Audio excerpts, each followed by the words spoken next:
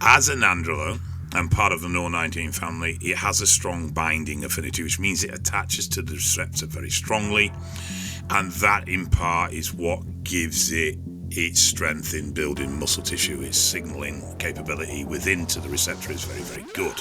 I feel like I get a stronger punch in my experience from NPP than I do from Deca. Deca is kind of a slower burn. Mm-hmm. It's that 4 to 5 to 6 weeks where it's really feeling like it's built up. Versus NPP, I feel like it's kind of up and running within just a few weeks. And I think from a psychological point of view, that has a massive impact on how effective people perceive drugs to be, because I think when people feel like they're on, they respond both in better diet adherence, harder training, more intensity, and they're more focused. What's up, guys? Welcome back to the podcast with Dave Crosland. I'm Scott McNally, and all of our programming is brought to you by evalbloodanalysis.com. You can get your labs done by Dave if you're in the UK. And if you're in the UK, you can shop with Strom Sports Nutrition. In fact, you can shop with them in the US now, too. I'll put links to both of those in the description if you want to check them out. They have great health stacks, especially if you're on cycle. I'm going to try Support Max, Dave, and I'm going to try the Thrombo product, see what that does for my hematocrit and hemoglobin. I'm excited to check that out. We're also brought to you by TrueNutrition.com. Use our code THINK over there for now 10% off all your orders, and including if you buy over $99, you get free shipping. So there's a lot of good savings to be had over there. And they have high quality stuff, like the best protein powders you can get. We're brought to you by supplementsource.ca for Canadians. And we're, of course, brought to you by Patreon. I got to get my spiel out, you know. Dave, we missed last week. You missed hanging out with Rick Collins. We did get a little update from him, by the way. Main topic today, we're going to talk about lowest effective dose of nandrolone. We're going to talk about Deca versus NPP. And we're just going to dig into that one. And we've got all your listener questions. You guys are welcome to comment with questions below. But yeah, so last week, Dave, what you missed out on was we talked to Rick Collins, and he did allude to there being more pressure from the U.S. on China regarding raws. He said, "Hey, listen, you know, of course the law enforcement doesn't tell me what their plans are." He said, "But you know, I am privy to conversations with people in the DEA and law enforcement in general." And he said, "From my understanding, they are more interested in the supply from China than they've ever been, and they want to try to do what they can to maybe not pressure them not to sell to the U.S." So, thanks to you, we're all suffering. What do you mean, thanks to me? You represent America as far as this show is concerned. So it's because of me. Yes. This is what you're telling me. Yes. Oh, you also, too, missed the 4th of July. Did you do anything to celebrate our independence from your people? Did I do anything for you? Mutiny, you mean? And revolting against your masters. We do fireworks to celebrate the day we left Dave's place. Yeah, we do fireworks to celebrate the day you left too. I actually did, sort of, yes. Oh, good. Good. There's a big car show called Stars and Stripes, which is on once a year. It's basically a celebration of Americana. Cool. But mainly featured around vehicles. And I went to that on the Sunday, and it pissed it down, and I got so wet through. But yes. Oh, so you got to see some cool American muscle cars. Yeah. To be honest, it wasn't of recent years, and I think the weather was the problem, because you don't get the real heavy custom stuff that comes out when it's really bad weather, but you get a lot of the. So you get a lot of the stock stuff. So you get a lot of Mustangs and Camaros and stuff like that, but you don't get the real different stuff unless the weather's really good, which is fine. But yeah, it was still all right. I mean, we normally go and do the weekend, but we haven't had the time to do it for a couple of years. But we're hoping to get back to it next year. But yeah, last week was a bit of a nightmare. Lots of vehicular issues. Yeah, that's why Dave wasn't with us. He got trapped on the road. His vehicle broke down, and we're glad you could make it back, though. I fixed it, and it broke down 3 times. Oh, God, that is not a fun scenario. So let's dig into it, man. Main topic of the day is, and we had this question on the last episode. Somebody asked us, hey, what's the lowest effective dose of Nandrolone for growing muscle? He said, if I'm running a test base, and when he says test base, I assume he means either TRT or, a little bit above that, but he's got the minimal amount of test that he feels is like good for growing muscle, probably outside of the norm. And he wants to add the least amount of Nandrolone he can to get a decent effect from it. All right. Well, we've got 2 formats. We've got NPP or Nandrolone phenylpropionate, and we have Nandrolone decanate, also known and commonly referred to as Deca, which is the slang name we use for Nandrolone. You wanted the numbers, didn't you? I've pulled them up. So yeah, it's not the end of the world, right? But it helps us understand the basics, the anabolic ratio. What is the anabolic ratio, and what does that even mean? 125 to 37. So a lot of people think these are literal numbers. They're not. They're just, and to be fair, you could argue they're outdated now as well. But they give you a sort of rough indication of where it sits comparatively to other drugs for its stress, strength, and muscle building properties. The irony of this is that Deca on paper is a crap drug, but in reality it's a great mass builder. So in this scenario, they're not particularly great. Now, I've seen studies around Deca. I mean, Deca, not so much now, but was used as a treatment for osteoporosis for women. Okay, hey, back up though just a second. When you say, what did you say the numbers were again? 125 over 37. So 125. So what does that mean? So 125 anabolic and 37 androgenic. So on paper, this would be slightly better than test from a muscle building.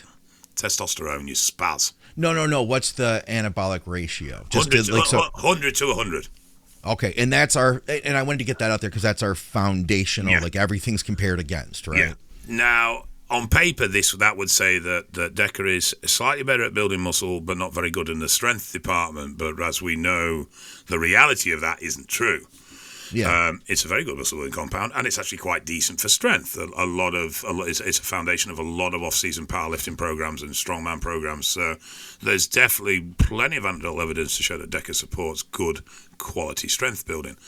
As a Nandrolone and part of the NOR19 family, it has a strong binding affinity, which means it attaches to the receptor very strongly, and that in part is what gives it its strength in building muscle tissue. Its signaling capability within to the receptor is very, very good.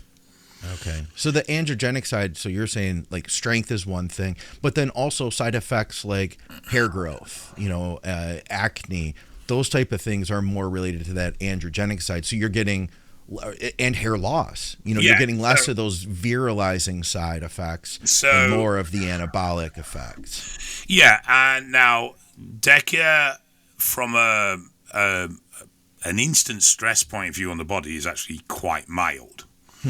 So it converts to DHN, which is not as impacting as DHT, so we don't see massive increases in oil production. We don't generally see hair loss. So I'll do the positives and the negatives.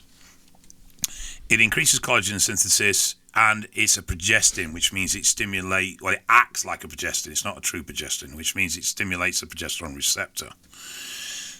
The downstream effect of all that is that it can help with joints and joint inflammation, and it helps produce a natural anti-inflammatory that helps with joint management. So you're not generally going to, it does convert to estrogen, but only at the rate of 20% of that testosterone, so it's not a hugely aromatizing drug. And generally you will see bloods half decent when you're on Deca. On the negative side, it has some quite direct negative impacts to the heart. It has quite an impact on brain chemistry and can cause anxiety and depression in users. It lowers dopamine transport proteins, which means the dopamine's not getting across to the receptor in the same way in the brain, and effectively acts like you've got low dopamine. That causes elevations in prolactin, which can lead to things like erectile issues and lactation. So it does have other stings in it, and it's particularly adulterative of memory. So it can really affect your memory as well. So there's the pluses and minuses. I personally like Deca. I'm a big fan, and I feel that though it does have these negative impacts, it is very dose duration driven. And for most people, they're not going to be hugely impacting. There's been studies shown that a 50 milligram dose of Deca added into a TRT protocol, or in the case of females with no other protocol, has improved ligament integrity, joint integrity, and has lowered overall joint pain and inflammation. And there's been research, though I'm not aware of the results side of this, into Deca being used as a supportive compound in injury repair and injury recovery. It's got a long-standing reputation within the user community that it's gentle on joints and helps joints, and that is in part why it's popular in the strength sports, because it gives those joints some extra boost. In part, some of the manufacturers, like I said, is down to increased collagen synthesis. From a dosing point of view, Deca's a really weird one. I like moderately low testosterone with actually relatively high Deca. So sort of 250, 300 test bases and up to sort of 700, 900, even a gram of Deca. Now, what I found with a lot of people, and this is not across the board, but what I found with a lot of people is that the lower dose Deca gives them size, but when they push the dose higher, those sides dissipate. Which doesn't make sense, you know what I mean? No, and I think what it is, and I don't know for facts, so this is all just, summarization and guesswork to a degree, educated guesswork, I'd like to think. I think it's to do with DHN. DHN is a weaker metabolite downstream from 5-alpha reductase than test is to DHT. But I think when you get the levels high enough, that DHN negativity reduces because there's just so much of it. So I think there's an overcompensation factor here, that even though DHN is much weaker than DHT, if you get levels high enough, you can get enough of it. So I think there's something there. It's definitely not for everybody. I know a few people who can't get on with it at all. One we were talking about just before we went on air. But yes, like I say, so it's one of them drugs that you really got to suck it and see, unfortunately. But I would have said if you were looking at a Nandrolone decanate, so traditional Deca, or decanoate to be exact. Excuse my shitty pronunciations, because I'm sure you'll pull me up on it in a minute, Scott. I would probably say you're looking at 200 milligram. NPP, I think you can get away with 50, 3 times a week. So 150, a little less NPP to get a muscle building benefit with it. Hey, on that note of DHN, so just to clarify and to point another aspect out to any of our listeners, so testosterone breaks down into DHT is one of the byproducts, and metabolites. With Nandrolone, one of the metabolites is DHN, breaks down same system. But if you use a 5-AR blocker like Finasteride, you're not going to get that reduction. No. So that Deca, which is normally going to be like more gentle on the hairline, it's no longer the case, because now instead of having DHN attacking the scalp, which is milder than DHT, now you have direct Deca, which is going to be, from what I understand, because I've asked a lot of people about this, and the consensus has been that Deca on the hairline is more harsh than DHT on the hairline. You will have a greater effect. I don't know, but I don't actually. It's the first time I've heard that myself, to be honest. I've talked to a lot of people who've said, because they've said, well, hey, watch out, because if you're using, Finasteride, then you no longer are having that breakdown to DHN, which is gentle on the hairline. You have the direct Deca now that is going to potentially affect the hairline, and you will get more shedding. So, just keep that in mind for anybody that is using a 19 NOR. I wanted to throw that out there. So 150 dosing wise for minimal effective dose of NPP, 200 for Deca.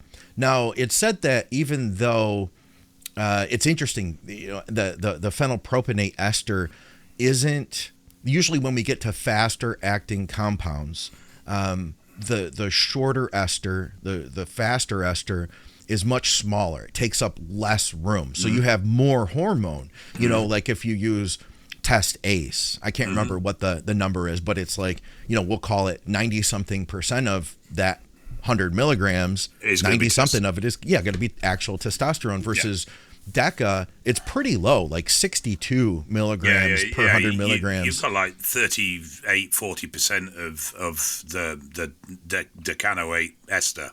Yeah, but then with phenylpropionate, even though that is somewhat faster, it's not fast, but it's somewhat faster, you still don't get that much more nandrolone in the nandrolone phenylpropionate preparation. So I find that interesting too, considering it is looked at generally as being a faster acting compound. Do you think you could get away with less frequent shots of nandrolone phenylpropionate than we generally use? Because it's often used 3 times a week to every other day. I could see 2 times a week potentially. 2 a week. Yeah, I could see 2 a week. I mean, it's sort of 4 or 5 day half life. So 2 a week would work quite well. Yeah. And I mean, there's no real argument with that. I prefer it slightly more frequently. Me too. I prefer a lower dose but more frequent with MPP than I would less frequent and a slightly higher dose. But then I actually like running the two together. But hey ho. Somebody else mentioned that in the stream, said I like mixing short esters with long esters, keeps the juice flowing through the blood. I can't give you anything Justin. scientific. It's just a personal experience that I found Deca and MPP together gave me an effect that was greater than the individual parts. Yeah, I could see that. I'm a fan of nandrolone phenylpropionate with EQ, and we've talked about that. But I definitely feel like I get a stronger punch in my experience from NPP than I do from Deca. Deca is kind of a slower burn. It's that 4 to 5 to 6 weeks where it's really feeling like it's built up. Versus NPP, I feel like it's kind of up and running within just a few weeks. And I think from a psychological point of view, that has a massive impact on how effective people perceive drugs to be. Because I think when people feel like they're on, they respond both in better diet adherence, harder training, more intensity, and they're more focused. When a drug is so gradual that you don't really feel it kicking in, I think it doesn't always lead to people getting the most out of what they're doing because they just don't feel like. I mean, I had this conversation with a client last week. He was like, I don't really feel like I'm on. I'm not really. And it's like, well, it shouldn't be the drugs that force you to train hard. That should be a mental state you're already in. Yeah. The drugs should just allow for faster recovery and therefore a rapid repeat of that level of intensity. But I mean, I do think there's a big psychological impact here on how people respond to drugs by how they feel off the drug. I will say this, I definitely feel some good strength from Deca when I'm and it's not like the same kind of strength that you get from like a powerful androgen like Tren or Halo. It's a solid kind of stronger in the 10 rep range or 20 rep range. You know what I mean? It's the only way if you want to describe it in a real layman's terms, it's like that extra rep's always there. Yeah. Don't make it any fucking easier. Yeah. I mean, you'll be shaking like a shiting dog getting it out, but you'll get it out. And then you'll go down, and even though that last rep told everything in your head there isn't another one in there still is another one in there. If you go for it, it still comes. Whereas something like Tren, you're banging them. They just bang, bang, bang, bang, bang. Yeah. Whereas I think with Deca, you really do have to just keep committing that if you get a rep, you go for the next one. And they seem to be extremely hard fought to win, but they are there to win if you actually commit to them. Yeah, I could see that. I remember, Dave, I don't think I ever mentioned this to you before, early on in me researching gear and like learning about what the different compounds were. I remember an issue of Muscular Development came out, and it was John Romano had a small article about Nandrolone, and he said, he was like, and he told this story. He was like, I know that Deca's kicking in when I'm on the leg press, and my legs just feel like pistons pumping out rep after rep after rep. And then he went on to tell this story of like the Deca's kicking in, and I was out on a 4-wheeler, and I saw this guy with his girlfriend who their quad got stuck, and he was like, I used my superhuman Deca strength to help lift that thing out, and I know that the girlfriend was impressed. It was like this whole tale that he told of the first time he ran Deca, or, you know, some Deca cycle that he ran.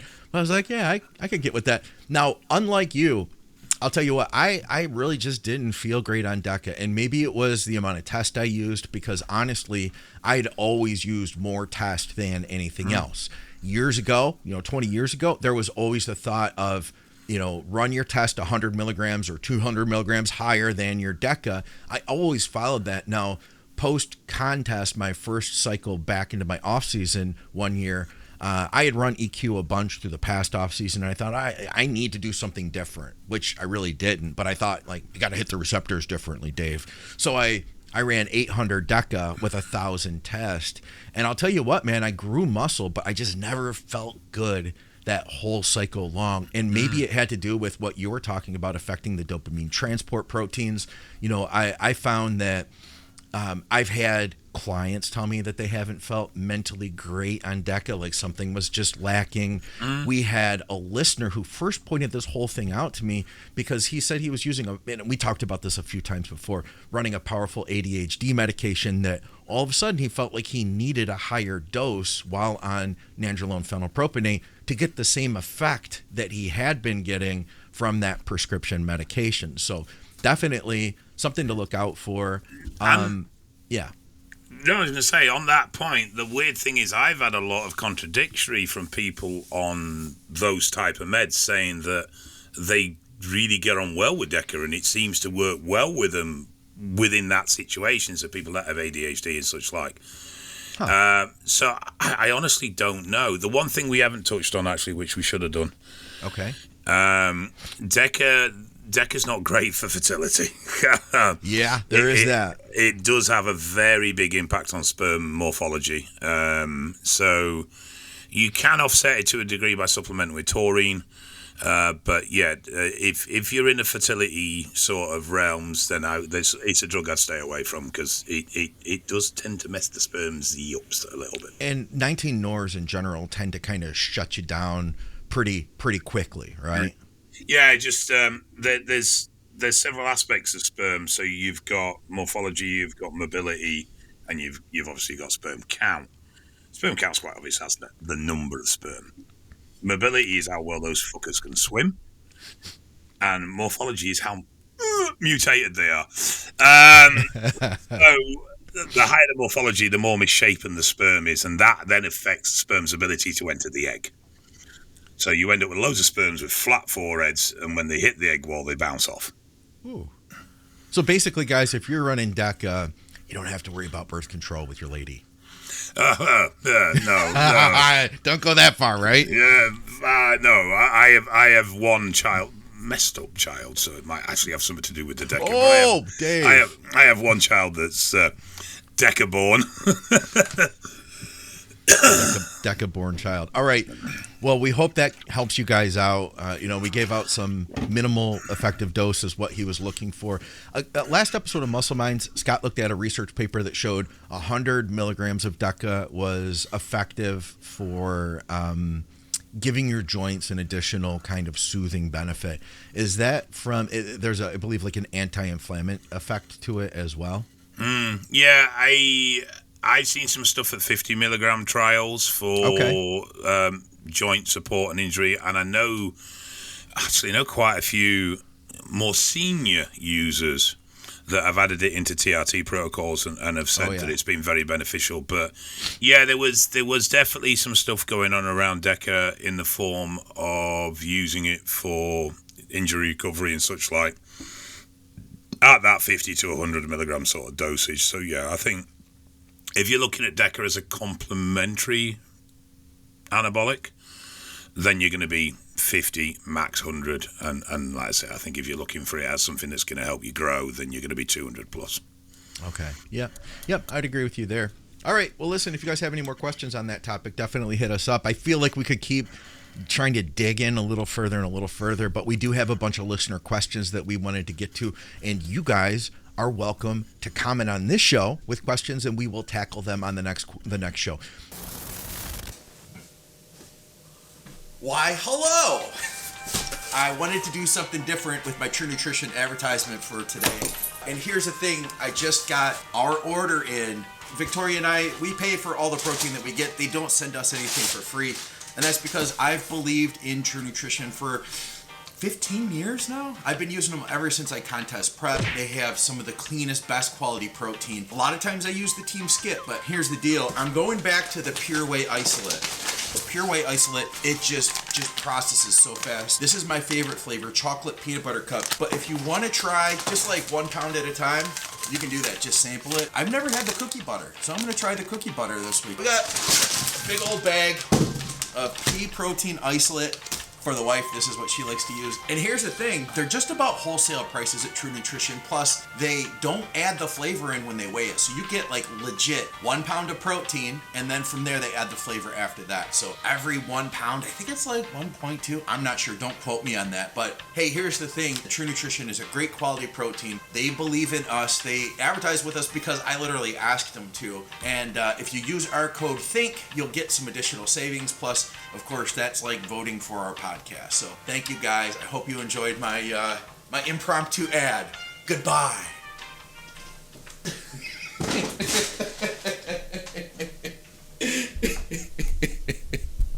We try to get to everything, but if we don't get to one of your questions, it's nothing personal. We just, so many come in, and you want to make sure that you're commenting on the latest show when it comes out, because then we tackle that within the next couple of days to record for the following show.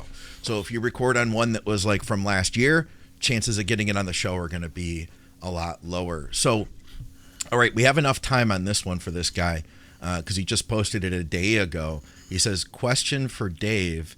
I'm traveling to London for 10 days. Will I face any issues at Heathrow if I carry 20 tablets of farm-grade oxandrolone, 10 milligrams for personal use? I do not have a prescription. So you shouldn't. Now, there is a couple of problems here. Technically, you're allowed to bring them in. They are personal use. There's no crime committed, etc., etc., etc. That doesn't always mean that the Border Control Officer knows the law. And they can get a little bit trigger happy. But I would suspect that you have no problems. In my usage days, I travelled back and forth with sufficiently larger amounts of anabolics on me that were still personal use, I might add. But when you're using a 10 mil a week, you need a couple of bottles with you, don't you, when you travel? So, yes, I don't see you foreseeing being any problems. I'd stick it in your hold luggage, and I wouldn't be concerned about it. I'd also take it out of the box or whatever that says Anavar, and maybe put it in another bottle, too. I don't know. That's just me. Yeah, you could, but there's something to be said for being, if it's there, it's there. Look, I know it's legal in this country. It's personal use. You'd have the worst case scenario, they're going to take them off you and say, look, you can't have them, bugger off. Call Dave. Well, by all means, yeah. I'll tell them where to put the fucking selves. All right. Oh, we did have a question from Angry Listener. That's his name now. You remember Angry Listener? Oh, how is he? Yeah. How's he doing? He's good. You all right? He's good. He says, would Deca, so this is a follow-up to our Deca stuff, would Deca affect people differently if there's a pre-existing chemical imbalance in the brain? Yes. For me, it seems to make me more docile and less aggressive. I don't know as much about get up. I don't know as much to get upset. It's nice. Okay. Yeah, that was my whole point. That it seems to be that people that do have slightly unusual brain chemistry, I think is a nice way of putting it, or different brain chemistry, can get on with it really, really well. And I've had a number of clients that are under some form of mental health treatment that I've swore behind using Deca, that they really get on well with it. It makes them feel better. They feel more stable. They feel less impulsive. Well, with less dopamine, I wonder if that gives way, because dopamine and serotonin are like a yin yang. So but I don't know, because it's not that dopamine itself is lower. You're just getting less use out of the dopamine. But if dopamine were lower, then that would encourage serotonin to be higher. So now, do you? Oh God, his name's gone out of my head. He had cerebral ataxia. He competed as disabled strongman. Oh, I'm not sure. I have spoke about him. I've got a complete mental block on my brain. He's passed now, unfortunately. But he used a lot of Deca. And whilst on Deca, he managed to now, bearing in mind, his pain was nerval driven. Okay. He was able to significantly reduce his pain medication. Oh, yeah, okay. And his consultants were like, look, this is going to sound quite harsh, but their attitude was, look, you're going to die anyway. Yeah. It's only a matter of time. You know that, we know that. So anything you do that might not be good on paper, that helps your situation and makes you feel better and manages your pain better, crack on with it. So they were quite supportive of him using Deca, and he really got on well with it. I do remember you mentioning that once before. Okay. Hey, what about this one? And we have talked about this before from Frost. He says, Dave and Scott, what are your top 3 over-the-counter supplements that you'd recommend for someone on gear, excluding creatine? And he wrote it out that way, creatine. Yes, guys, creatine. Besides that, get Support Max from Strom. Yeah, if you want an all-in-one, then Support Max. Yeah, if we're looking at all-in-ones, definitely I'd say Support Max. If we're looking at individuals, I would be a lipid support. Yep. Potentially a Vit D. Yeah. And potentially a Vit C. Lipid support. So what's lipid support though? Because that's not one supplement. So you look at if we're going away and we're going to go individual. So I would look at something that's going to support HDL levels, be it something like citrus bergamot, krill oil, or something of that nature. I would be less focused on LDL levels, and I would manage that more through diet. Whereas supporting HDL through diet gets difficult when you're on anabolics, and it does depend on the type of anabolics as well, because some are more adulterative than others. Agreed. Vit D always gets used in excess when anabolics, so it's always useful to increase Vit D. And Vit C is a very nice antioxidant, which also supports HDL. So Vit I'll C go would with be A and B. I'm going to swap out the vitamin C for something else. Maybe another antioxidant like NAC, or even maybe it's a hard stretch for me to say everybody needs glutathione, but NAC is a fairly inexpensive supplement. But I do like the idea of an all-in-one like Support Max. And by the way, I mention this because I have been researching the product now. Like, I've been looking into the Strom stuff, and no, it's not a product that has like super top end dosing on everything across the board that's in it, but there is going to be some synergy out of having a pretty good dose of this and a pretty good dose of this, that they both do, they both provide health in the same way, and you're spending, the same amount you would have spent on a bottle of Trend. So it's not like you need to buy, $500 worth of supplements for the next, couple months. One of the ethoses behind Support Max was making it cost effective. So yes, you could conversate around certain ingredients being dosed at higher levels, but it was that balance of keeping the cost in a position where it was affordable against effectiveness, and that was why it ended up how it was. That makes sense. And there is a synergy. There is a synergy between multiple things that do overlap, Yeah, and I think you'll struggle to get better value for money, I think is probably the best way of putting that. All right, Dave, with you mentioned using a high dose BPC the other week. Somebody wanted to know if you were using lipolyzed, like standard lipolyzed BPC for that. I said you probably were, but that I Yes, I was. Yes, I was. Okay.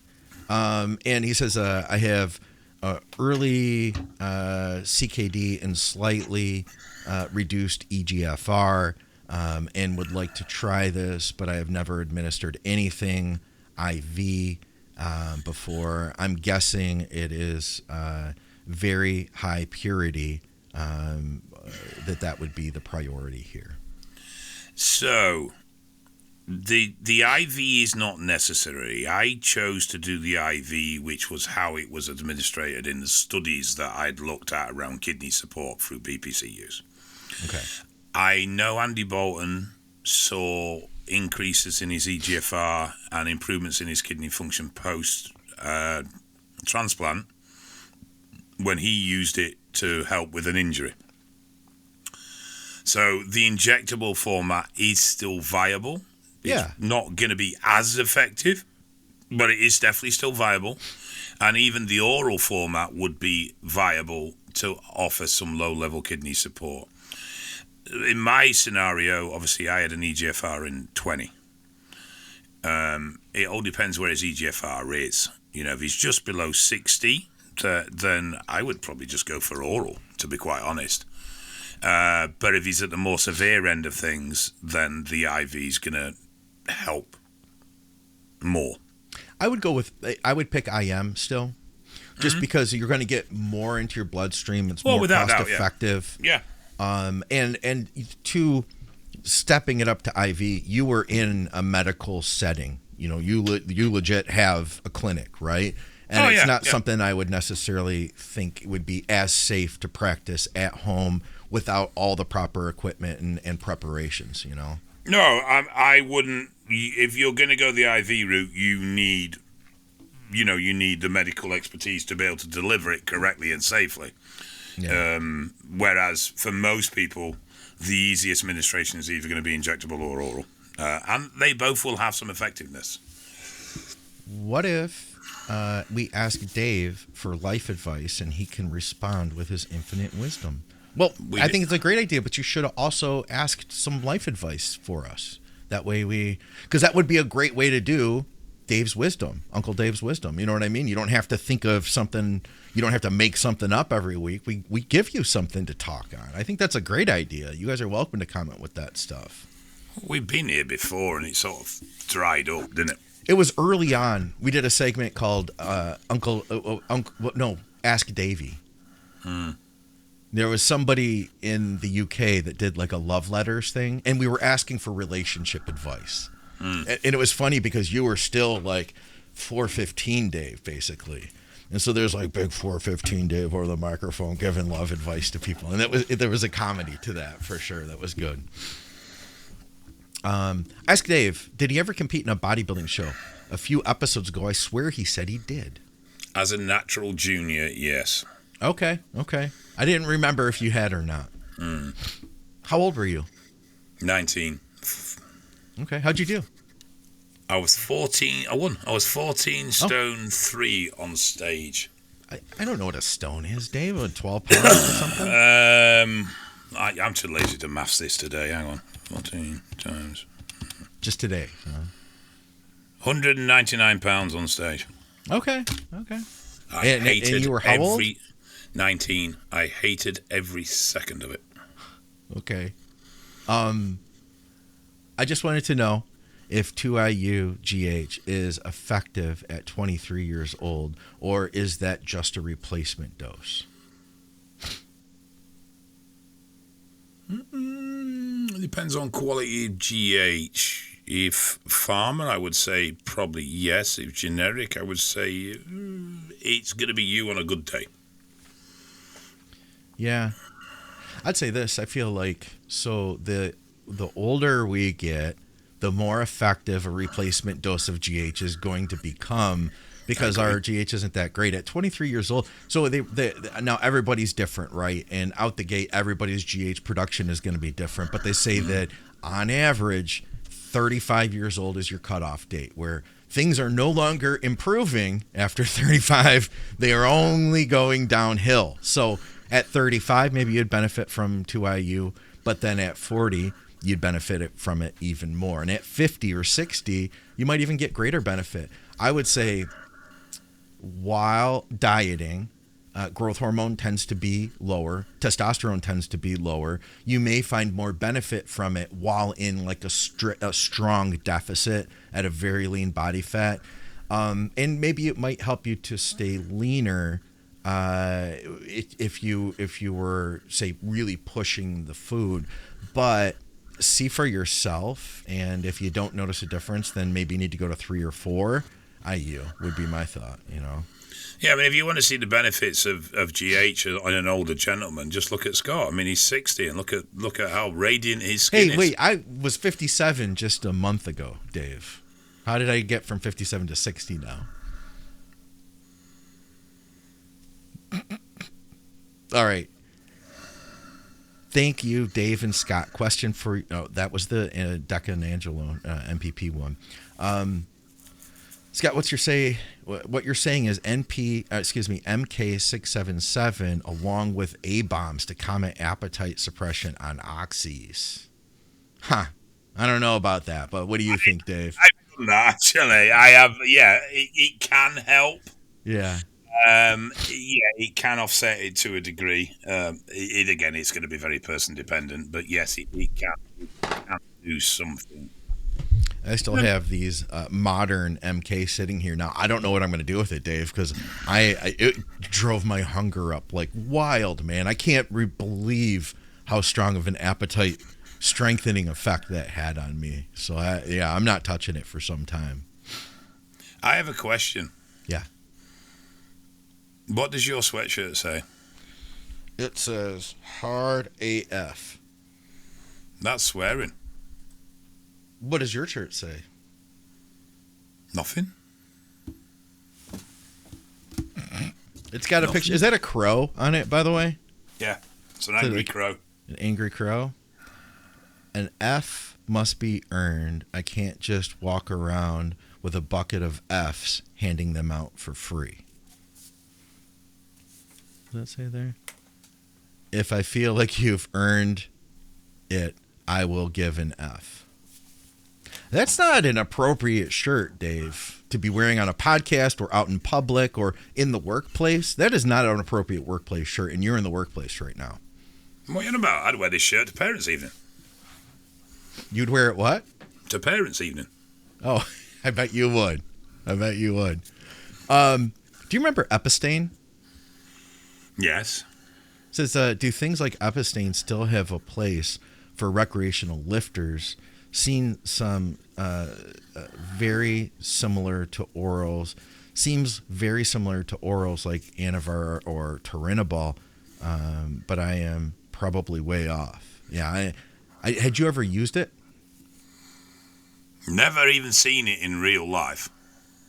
I had used it.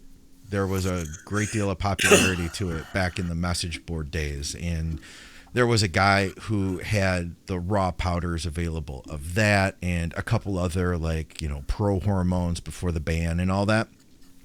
You could buy the raw powders from him, and I did that, and I measured it out, and I never saw anything. I couldn't tell you anything, Dave. I didn't notice a single bit. But then I've heard people say, oh, yeah, I've gotten great experiences with it.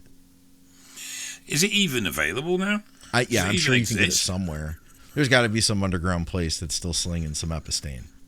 With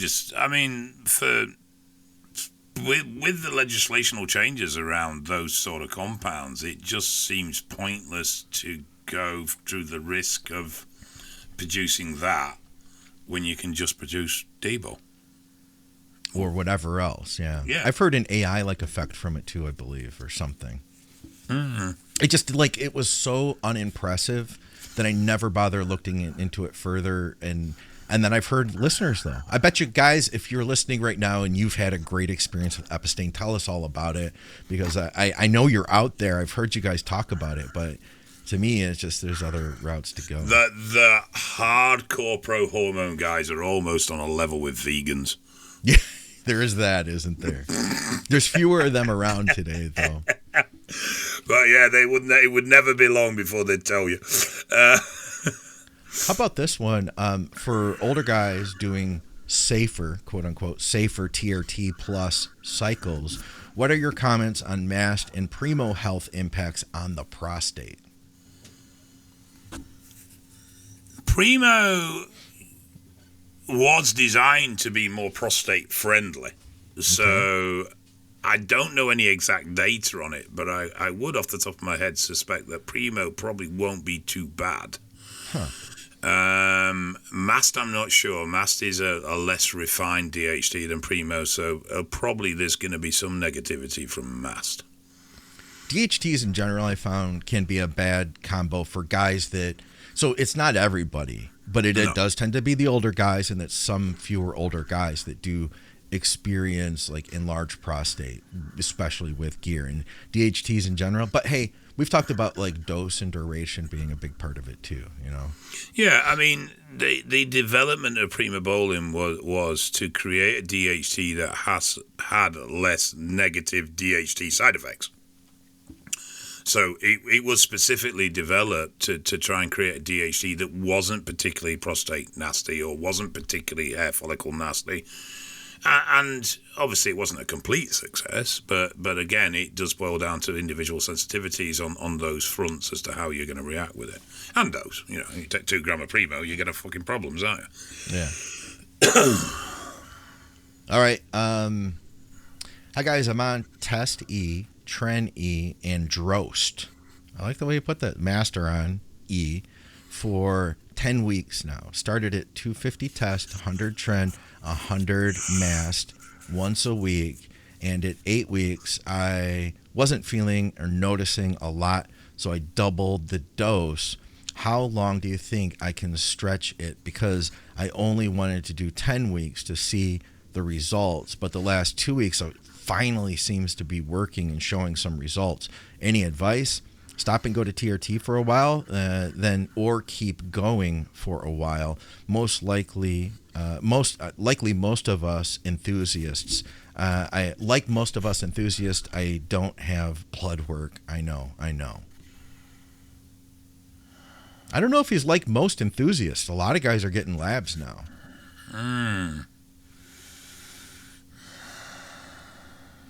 So he started out at 250 test. Yeah, I'm just doing some 100 Tren. Did 8 weeks on a low dose, didn't get much out of it. Doubled the dose, has done 2 weeks.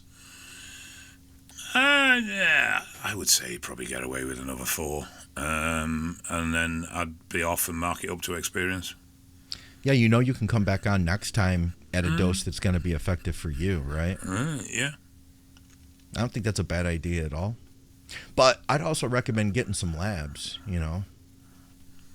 It's not expensive. It is getting more. I don't know, Dave, if it changed over there, but there was recently a hike in prices. I noticed over at Merrick, it was like all of a sudden their non-sensitive estrogen was $10 before, and now it jumped up to $30. Their test and free test was less expensive. I think it was $20, $30, and now it like doubled. Yeah, we're fighting price increases. We're getting increased pressure.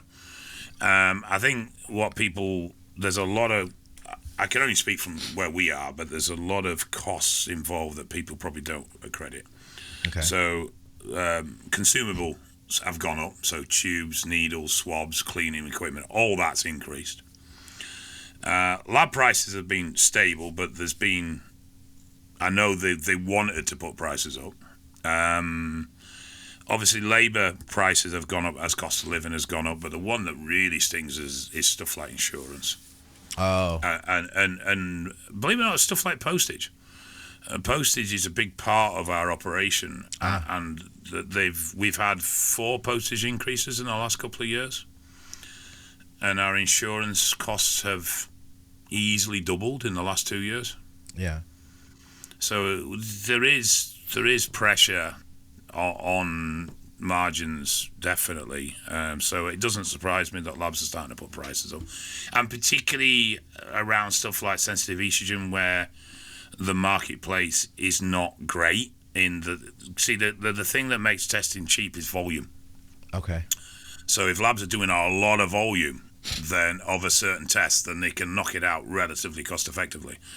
When they have to do tests that aren't frequent, then they become expensive. So that's where you'll usually first see price increases, is on the less popular testing. So stuff like sensitive estrogen would be one that doesn't surprise me that it's gone up at all. I mean, you'll struggle in the UK to find anywhere that's doing it.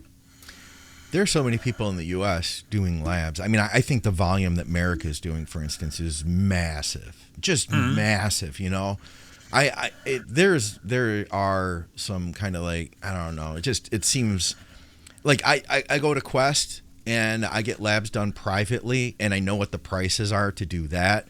But then if I get the same labs done through my insurance, they charge my insurance like 5 times as much, and I still end up paying like what I would have paid if I would have just done it privately, you know, after my insurance covers a huge chunk of it. It's ridiculous, man. The medical system is just it's not there to help us. That's for sure. No, it's yeah. When insurance starts getting involved, prices do tend to astronomically all of a sudden increase for no friggin' reason. Somebody asked us about best way to fix bicep tendonitis due to pectoral muscle tightness outside of BPC157. And I sent him a video that I have published privately on the channel that I share with clients. And just the long and the short of it is that all of us get tight pecs that, you know, especially if you're training your pecs, they get tighter and they want to pull forward like that. And when that happens, you start getting that bicep tendonitis. Loosening that pec up, being able to fix your posture is a huge element to this. It's not, you know, people want to focus right on that bicep tendon, but it's really the pec, getting into pec minor, which is under the pec, being able to massage that, including then like everything through the ribs, how your lats attach to the rib, dig for like tender points up in the armpit. There's going to be things in there that are needed that are tight, and if you loosen those up, that's good. And then there's stretches that you can get into too to stretch the pecs. Yeah, I mean, reducing the localized tendon inflammation in the bicep tendon will short-term delete, but if your pec's still tight, it's only going to come back again because you're not removing the cause. Yeah. So you need to deal with the cause at the same time, which is obviously tight pecs. Now, this could be a mobility issue in the sense of not doing any mobility work or any stretching work. It could be a training issue in that your training is contributing to the factor.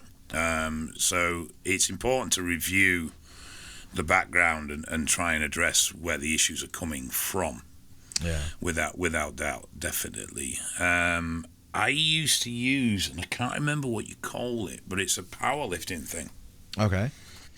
And it's a figure 8 and really, really dense elastic webbing.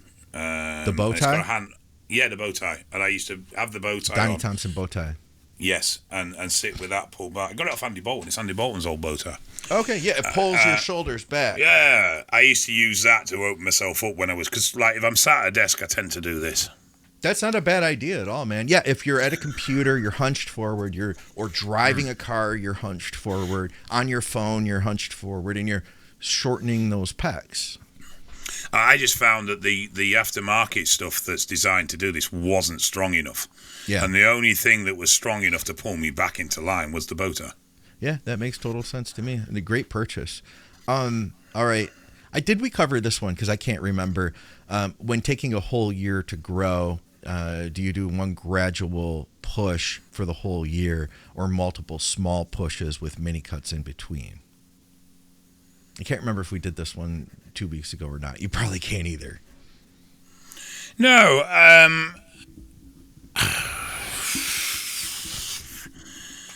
I don't think there's a right and wrong answer here, because I think it really depends on where the person is. If you're growing well, you're making good progress, I'd be reluctant to disturb that by going into a cut period, unless it was a very gentle one. But if body fat levels are getting too high, you need to manage that as well. Then you don't necessarily need to go into a dedicated cut, but you are going to need to pull calories back, or at least hold calories, and maybe add some extra cardio in just to stop the fat progression.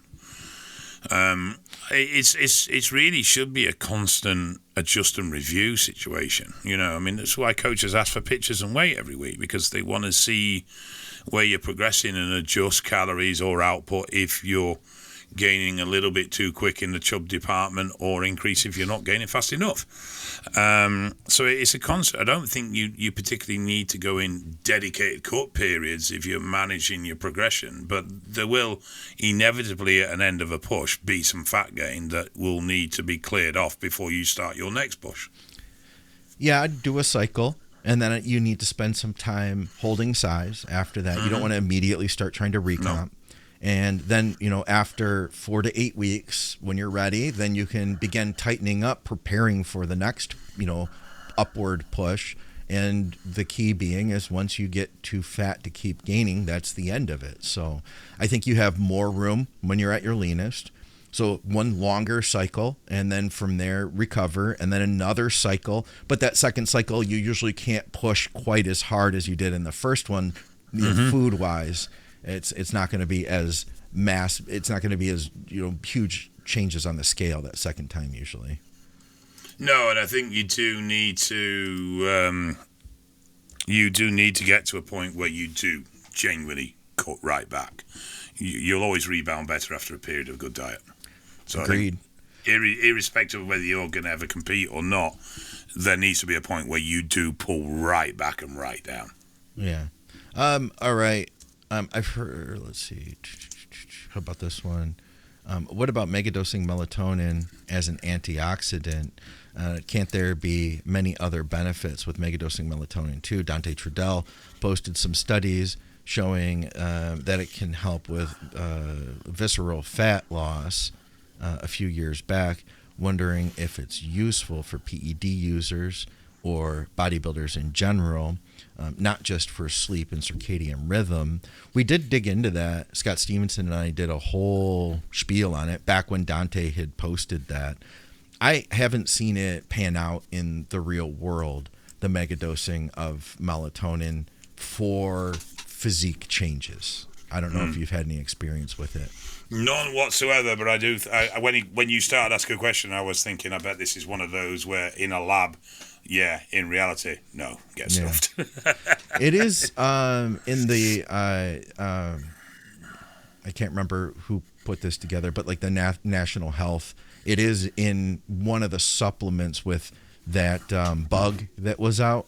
It's one of the supplements that is suggested to battle the long version of that bug, the symptoms afterward, because it is a powerful antioxidant. I went up to 30 for a while, and I found that after I went to 30, I actually became dependent on it. Like if I didn't take it that night, then I was like, okay, I'm done. And then I couldn't sleep. I had to at least take 20 and then step it back down slowly. It's what you've got to understand with a lot of this stuff. If you're not, even if it's a compound that stimulates natural production, your body will start to rely on that to the point where your own natural level of stimulation becomes redundant or low. So very often you can't just stop this shit. You've got to taper and give your body a chance to adapt and adjust and come back in line. And this is what drives dependency in a lot of things. I've always been very wary around sleep aids. I'm not saying they shouldn't be used because I think they can be a godsend, but I always think they should be used in conjunction with addressing and trying to develop mental situations that help cope with the problem. Totally agree on that. All right. See if we have anything else in the stream. Do I need SLU at 40 milligrams daily to get the full health benefits and fat burning benefits? Thanks, guys. And bring back Christmas Cabbage. Dave, we haven't seen Christmas Cabbage in a while. Where's he been? I haven't seen him in a while. Uh-oh. Oh. He's just hanging out. Hey, Christmas Cabbage, guys. Welcome to the show, Christmas Cabbage. No, you don't need that. I'll tell you what, that in real world experience, 500 micrograms has been phenomenal. Now, I'm going to share this too. I've seen a lot of people using it now through talking to people, listeners of the show that are also using it, seeing my own personal experience, number of clients that have wanted to use it. it is not, I wouldn't call it a fat burner by any means. It is more going to tune your body up so that it's functioning more optimally in a more optimal body, mitochondrial firing on all cylinders, improving mitochondrial function, increasing mitochondrial number. Those things are going to have a benefit to fat loss, of course, because your body's functioning better. But it's not, to me, like a Clen or, a T3 or Yohimba. It's not a fat burner directly from my experience. So I would not say use it as a fat burner. Some people do much better with it than others. I have seen guys take it to 1,000 micrograms and get great results from it. Personally, I can't tolerate that high of a dose. It's just like I feel too spun out from it. We had a question about creatine for kids. I don't have any experience with it, Dave. If kids should take creatine. He said he had a kid who has ADHD. I looked at just what did Google say, and the National Health Institute didn't say that kids should take it under 18, but I don't know, honestly. Would it be healthier than some of these like serious pharmaceutical ADHD medications? Yeah, probably, but I don't know if you're going to get the same benefit as you would from that either. Yeah, no idea. For mental stuff. No idea. All right, let's see what else we have here. Not sure if this has been covered, but anyone having sleep issues while blasting test.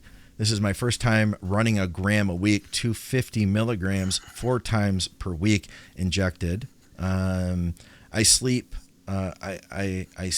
log dog crap. I think he means sleep like dog crap. 9 to 10 p.m.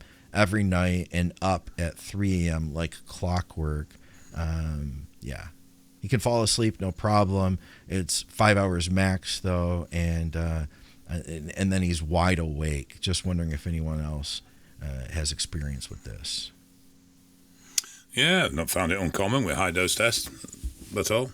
I used to have very similar, especially in my early days of usage. If I went high on tests, I didn't need a lot of sleep. Yeah. Take advantage, get up, do some extra work. Yeah. Use there's no point lying in bed fighting it, is there? I mean, if you're awake, you're awake. Yeah. If you're not getting back to sleep, get up, use the time. Yeah. I did a show with Dr. Dean St. Mart a few years back. It's called Hacking Sleep with Dr. Dean St. Mart. Go watch that one if you want to understand the science behind insomnia, especially with steroid use. And you may find some ways to hack that. That's going to give you much more in-depth, detailed information for an hour than we could answer here. In fact, I'll try to find that and put that in the description here if I remember the link to that one. But if you don't, you can easily find it, easily searchable on YouTube, Hacking Sleep with Dr. Dean St. Mart. Dave, before we go, we haven't had any advice or wisdom for the last 2 weeks now. I feel lost without you. You're not getting any either. What? I haven't got none. You don't have no more advice? You're all done with advice? Did we use all your advice up? Did we use up all your wisdom? Well, there wasn't a lot to start with, really, was there? I mean, let's be honest. That was a pretty empty bucket before we started pouring it out. It's like squeezing a stone. Yeah. This sponge is pretty dry already, mate. You're not wringing much more.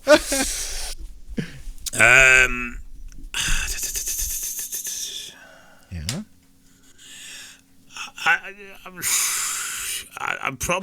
I'm such danger of repeating myself on stuff now that I'm That's really why struggling. We need you guys to ask us. Yeah. For Uncle Dave's advice. If you want more Uncle Dave's advice, you have to ask him questions from here forward, guys. I mean, I've been through the mill these last couple of weeks. Not in a drama situation. Just work's been particularly taxing and particularly difficult, and I have wanted to throw my hands in the air and have a tantrum and throw things at walls and generally just go, screw you, world, I don't want anything to do with you. But you can't, and you've just got to keep plugging away at it, and you've got to separate the emotional to the practical. A lot of our responses and our difficulty around things is emotional responses to things. It's because we're emotional about something.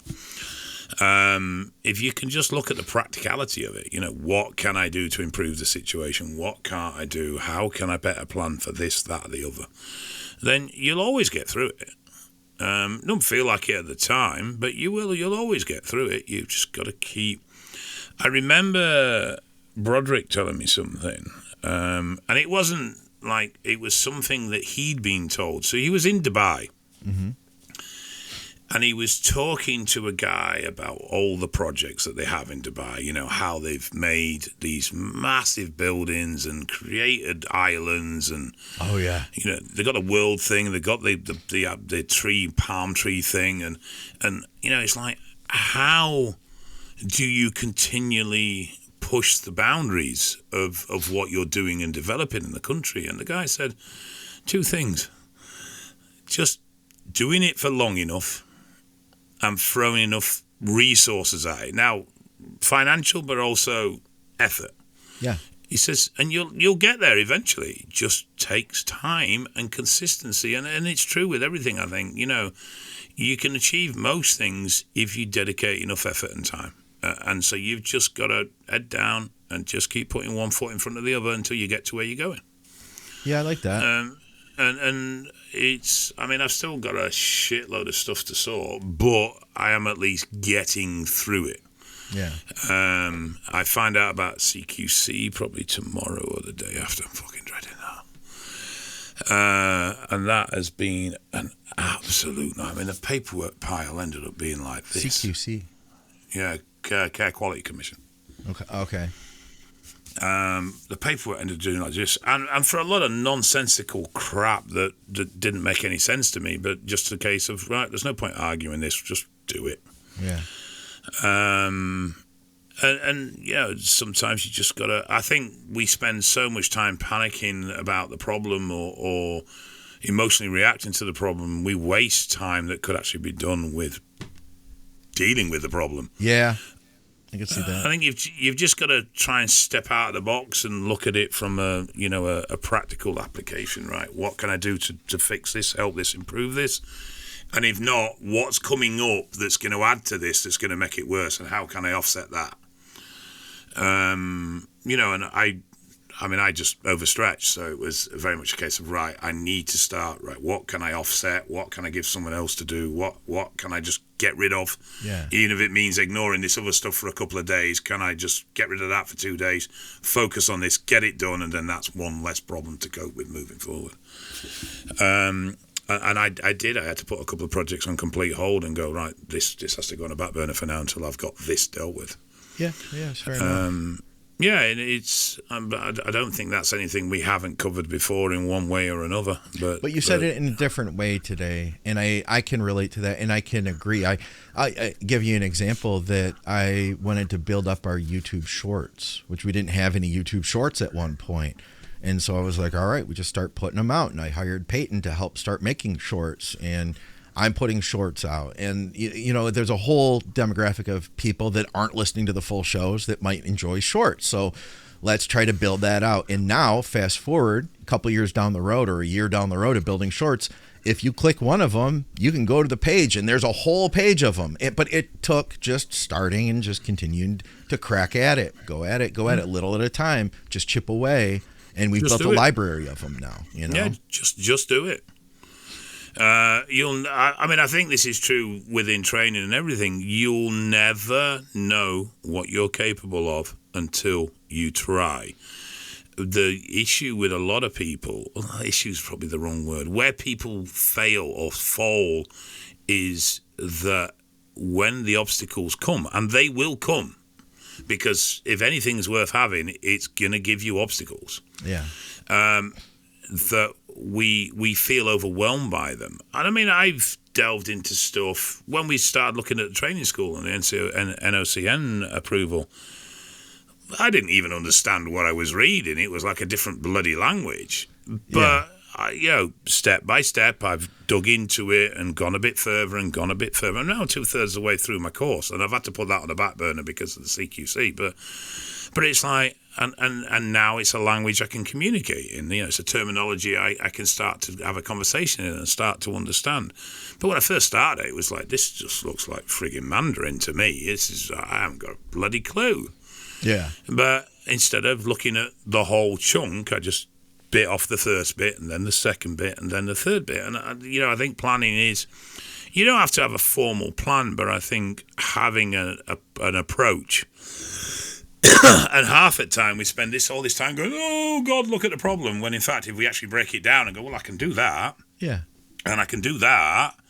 And then by the time you get to that, you start to realize, oh, actually, I could probably do that as well. And you learn and develop as you go through. Yep, I couldn't agree more. Guys, we appreciate you tuning in. Go to evalbloodanalysis.com if you're in the UK to get your labs done by Dave.